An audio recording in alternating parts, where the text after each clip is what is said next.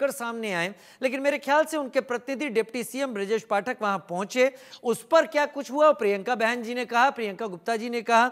लेकिन अब मैं उनकी तरफ आना चाहता हूं जिनका काम जमीन पर एग्जीक्यूट करना होता है इन सारी चीजों को। सबसे पहले मैं डॉक्टर नरेश चावला का जिक्र उनको लाना चाहूंगा इस चर्चा में। उसके बाद मेरे साथ जेके सिंह साहब हैं, फॉर्मर डायरेक्टर हैं फायर सर्विसेज के, नवीन कुमार भटनागर जी डीजी फॉर्मर एनडीआरएफ के मेरे साथ हैं, उनसे भी बात करेंगे।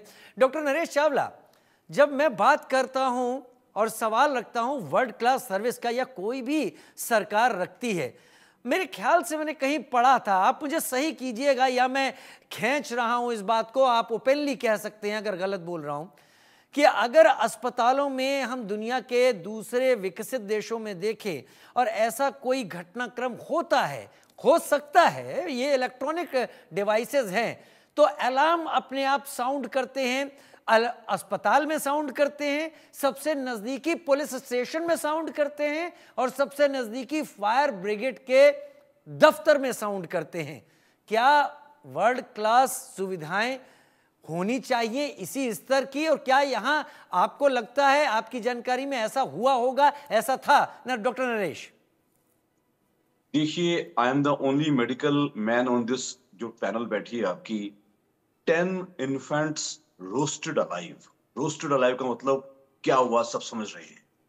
पहली बात, किसी भी अस्पताल में जो आईसीयू, ये निक्कू था, निक्कू means neonatal intensive care unit, और जो दूसरे आईसीयूज होते हैं, ये सबसे अहम हिस्सा होता है जहां मतलब की सर्विसेज बेस्ट दी जाती हैं, ताकि वहां नर्सेज भी ज्यादा होती हैं, डॉक्टर्स भी तैनात होते हैं। और जो बाकी 3 बातें आप कह रही हैं कि जैसे ही पहला अगर सर्विसेज बेस्ट थी तो पहला धुआं यानी कि स्मोक नजर आते ही जो जो वो होते हैं, जो पकड़ लेते हैं लोग, जो अलार्म्स पकड़ लेते हैं, और एकदम सेकंडों में बच जाता है अलार्म। यानी कि पहला धुआं, यानी देखो सुनो, एक्सीडेंट्स कैन हैपन एनीवेयर, कुछ भी हो सकता है, लेकिन जो हमारी कोशिश होती है वो होती है कि वो ना हो, नंबर 1, और नंबर 2 अगर हो भी जाए तो मिनिमम डैमेज से हो। जहां ये खुलेआम आग लग ही गई, आप बार बार वास्ता दे रहे थे, विवेक विहार में जो एक ऐसी घटना, सिमिलर घटना हुई थी, वो एक प्राइवेट हॉस्पिटल था, एक छोटा अस्पताल था, वहां कुछ कमियां थी, वो अलग किस्म की थी। जब इस अस्पताल को, जो कि एक मेडिकल कॉलेज कॉम्प्लेक्स में सिचुएटेड था, वहां कहा गया, तो आई थिंक ऐसा होना बहुत ही नाजायज, तो मैं कह ही रहा हूं, जो द हेड्स मस्ट रोल, चाहे वो। आप लोगों के एक्सपीरियंस का फायदा क्यों नहीं उठाया जाता? मैं कभी कोई इस सवाल से अपना, मुझे लगता है कि मैं किसी चीज से अपना सर ही फोड़ लूं। जो पुराने सीनियर डॉक्टर्स हैं जिन्होंने ऐसे हादसों को या ऐसी घटनाओं को नजदीक से देखा है, उनके अनुभव का फायदा क्यों नहीं उठाया जाता? देखिए, मैं दोबारा कह दूं, no doubt it is most unfortunate, लेकिन ऐसा ना हो। Have you ever heard New York में ऐसा होता है? Have you ever heard London में ऐसा होता है? ऐसी आगे लगती ही नहीं है। क्यों? मॉक ड्रिल हो गया, सब कुछ हो गया, उसके बावजूद ऑडिटिंग भी हो गई, उसके बावजूद भी ऐसा हो गया। भाई 10 बच्चे, जिन हॉस्पिटल में कौन से बच्चे थे जो किसी वजह से पनप नहीं पाए थे, उनकी ग्रोथ नहीं हो रही थी, वो बाहर आ जाते तो उनको शायद वैसी डेथ हो जाती, उनको वहां रखा गया। वहां नीकू में ये हादसा हुआ है, 10 की डेथ हो गई और 17 अभी they are still fighting for life. That means हम समझते हैं कि ये बहुत बड़ा लैप्स है। इस लैप्स को हमने किसी के ऊपर हमें फिक्रा नहीं कसना है, लेकिन it should not have happened.